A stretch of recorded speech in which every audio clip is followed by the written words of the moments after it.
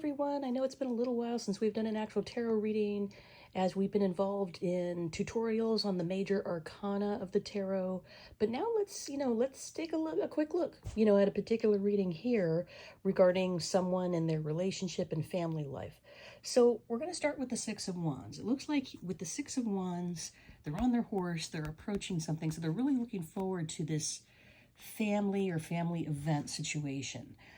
So it's a very successful card, the Six of Wands. And as you see, wands correspond a lot toward business as well as relationships. But in this sense, it's really looking forward to having a happy family life, happy home life. You see the couple there with the children dancing around in the background, the mountain top there with the home.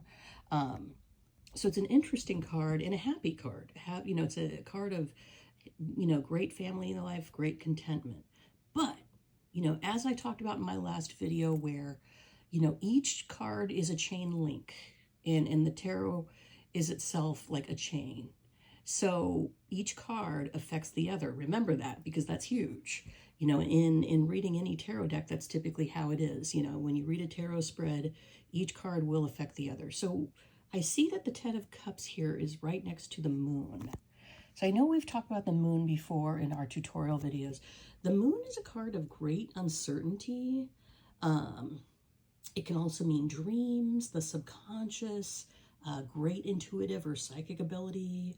Kind of goes along with the High Priestess that way. But anyway, the Moon, since it's right next to the Ten of Cups like this, I think there's a concern going on in the family that something's being kept hidden. I'm hoping it's not something like infidelity, but that's definitely a possibility.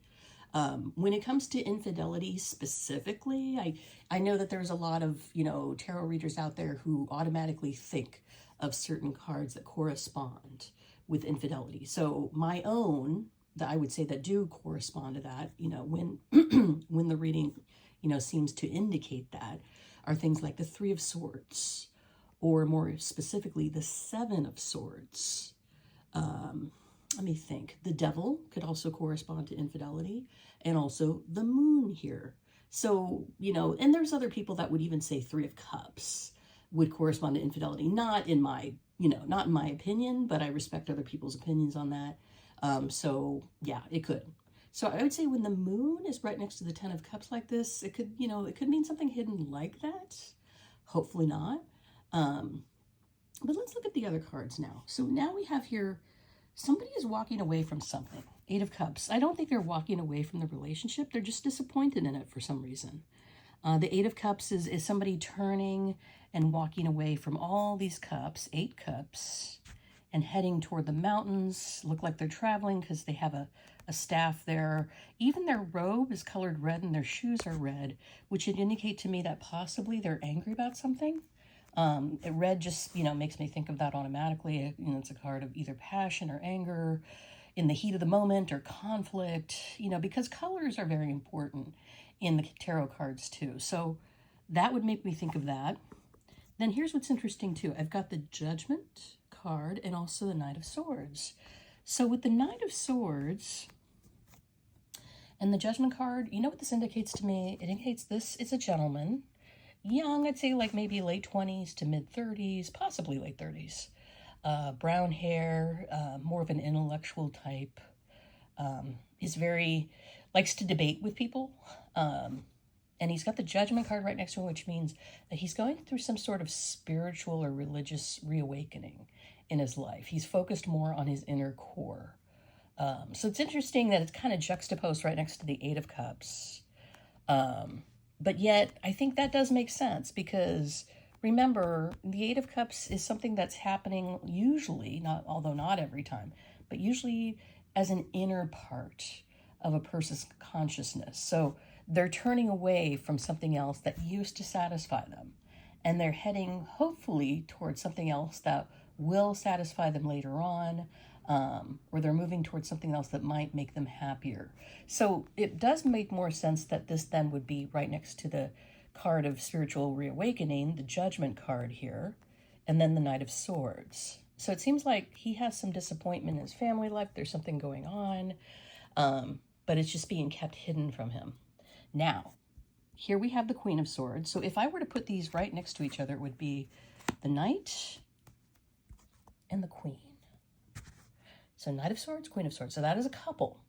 Now what's interesting too is the positioning of these two, that they are not facing each other. Look, he's facing this way, she's facing the opposite way.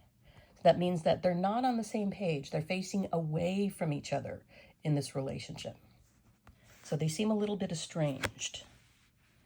Okay, now we've got the Five of Cups. She seems rather depressed about something that usually has to relate to the Five of Cups. Not severe depression, but like, you know, just kind of some depression about what's going on. But then finally, I think there's a more happier ending, because here we have the Seven of Pentacles, which means that they put a lot of work into this relationship. And it seems like it will pan out in the end. They just have to be patient, kind of tend to their relationship like a farmer here is tending to his crops. He's, you know, watching them grow, is happy with the progress and satisfied. He's leaning on his staff because he's kind of tired, but he's thinking, oh, look at all the work, the great work that I did. And it's a card of satisfaction and fulfillment. So I think in the end, while there are issues going on in this particular relationship and family life, that in the end, this card is pointing out to me that it will work out toward a better ending for the both of them. So anyway, thank you everybody for listening. I know that reading was a little bit longer than what I usually go into, but I know it's been a while, like I said, since we did our tarot reading, because we've been going through 21 tutorial videos on the major arcana, each card. And if you guys haven't seen those tutorials yet, I encourage you to take a look at those, especially if you're interested in reading your own tarot cards, or, you know, starting a tarot card business for yourself. They are good to learn from. They do give the various meanings. And you can always ask me questions in our comment section, and I'm happy to answer. As I said, everybody, have a good rest of your day. Take care and be well. And until the next video, see you soon.